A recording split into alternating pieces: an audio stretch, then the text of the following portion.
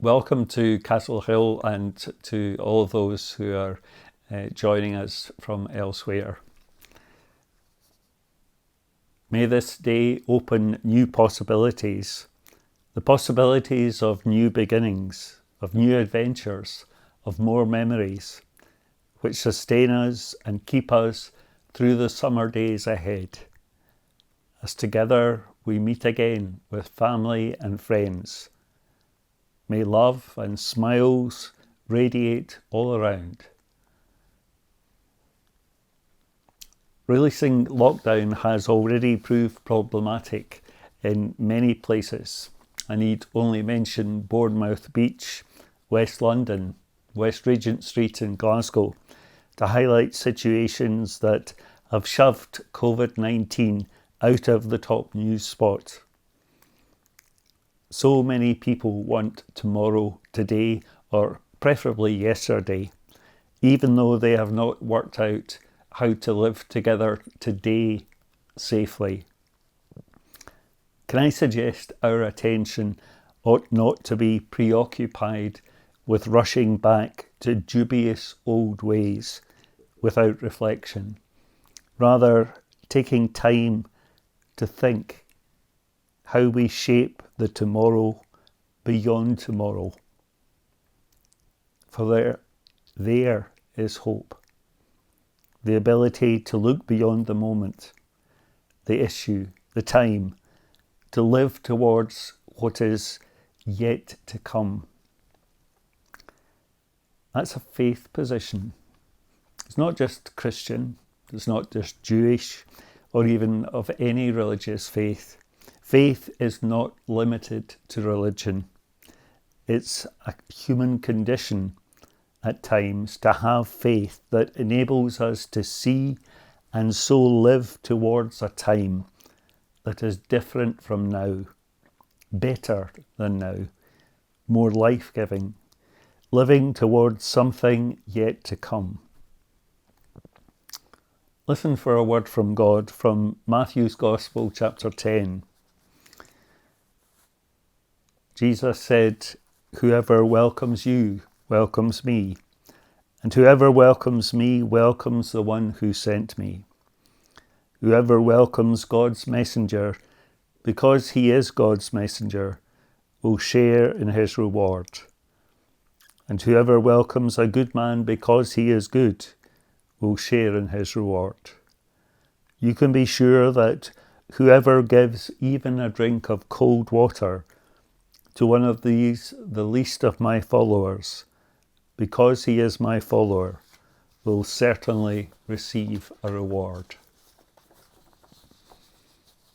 Let's take a moment in prayer.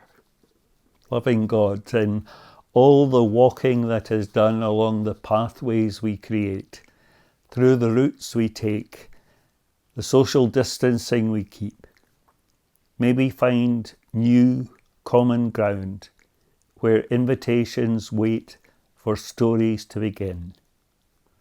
So be it.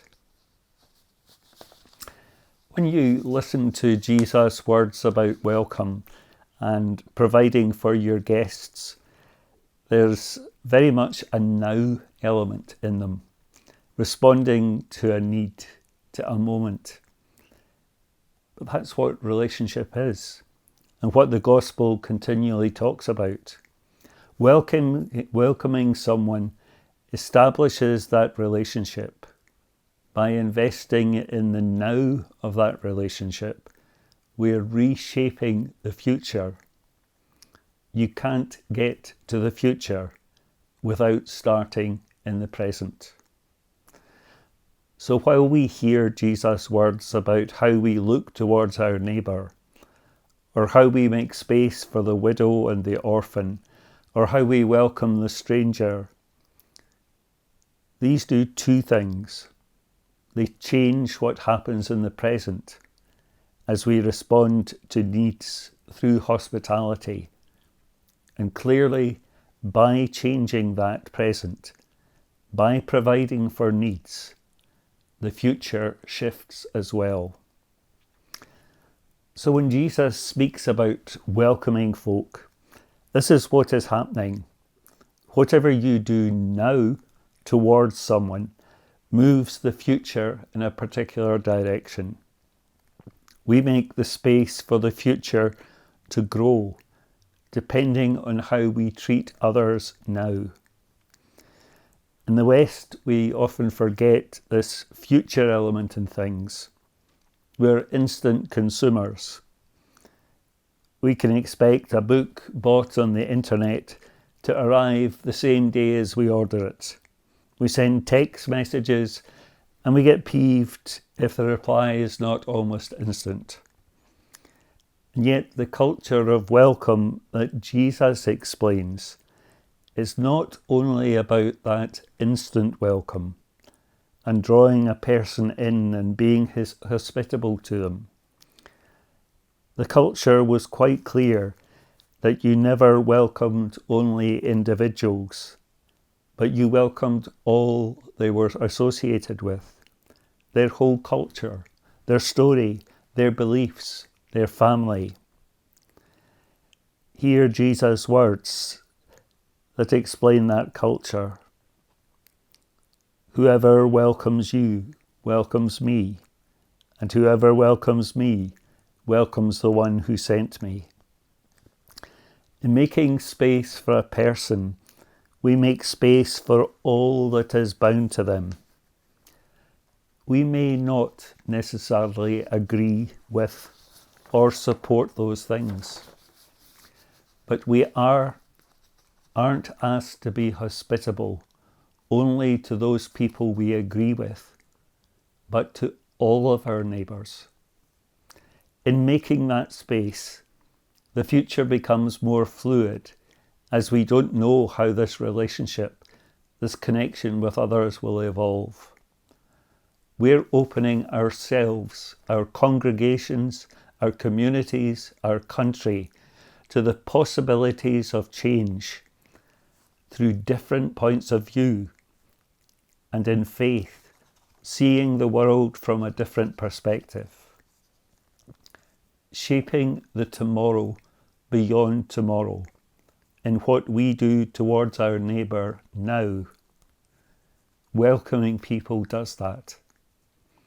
In the culture of the kingdom, making space for guests, creating hospitality, shapes the tomorrow beyond tomorrow. And we honour that person by pausing and reflecting, taking a breath, considering them and how they shape us and how we have maybe shaped them. We consider them especially and always as our guest. Then, in Jesus' own words, our welcome has been given not just to Jesus himself, but to the whole company of heaven. Let's take a time to pray. Loving God who welcomes us and all we are, may we make space to welcome you, the whole company of heaven, of followers and travellers, of doubters and questioners, of all faiths and no faith, of children and adults, of women and men, of saints and sinners. And in such a band of believers and doubters, may we find the space reserved and honed for and inviting each of us. Holy God, may we travel deeper into your love, reshaped by its blessing, as it encourages us, leads us towards others. Love that is broad enough to make table space, hospitable space, accepting space for enemy and friend alike. And in that radical, dangerous place, may there be time to pause with our neighbour, knowing that such moments shape the tomorrow beyond tomorrow. Loving God, may we reshape the world by living kingdom-wise. And in these days so different to us all, May we recognize the space they make to help us to be different tomorrow because of who and what we invite today. Holy and loving God, God of the pauses and the welcome, God of the present and the future, hear us. Amen.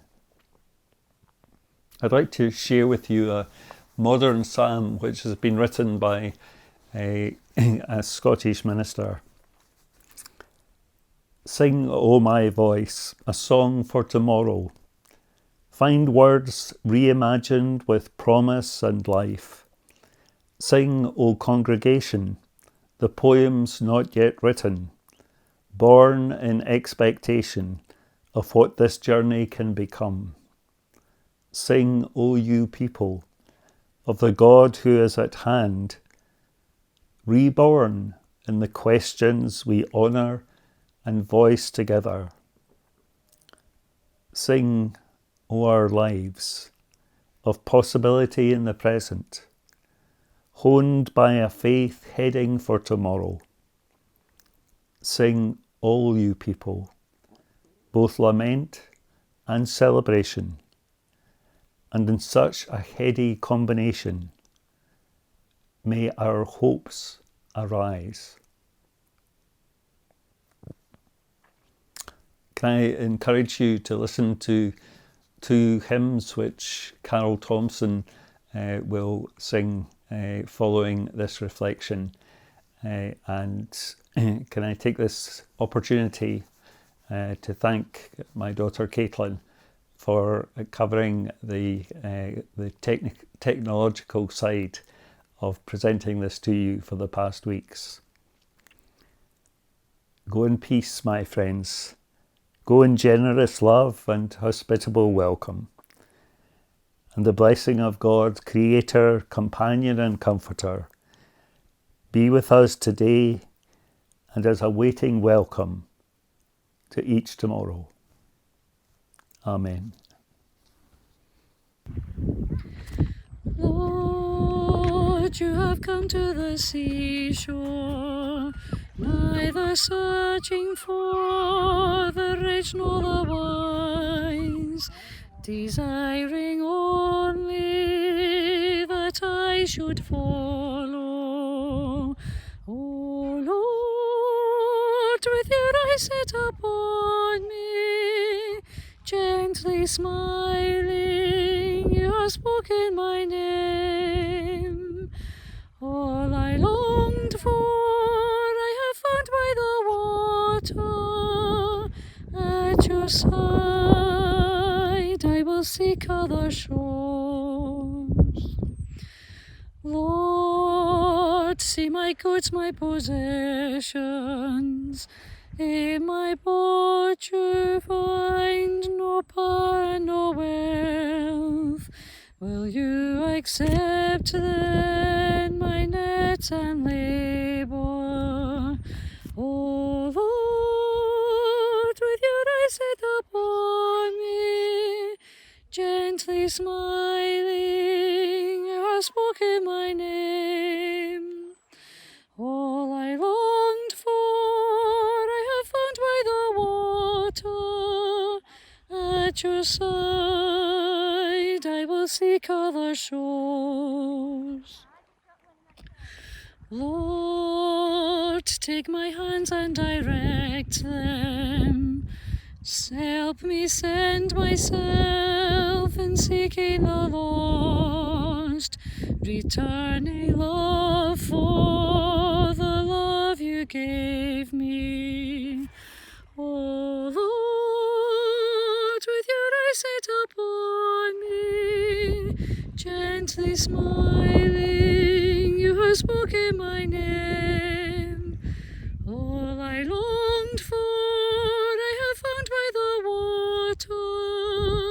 At your side, I will seek other shores. Lord, as I drift on the waters, be the resting place of my restless heart, my life's compassion, my friend and refuge.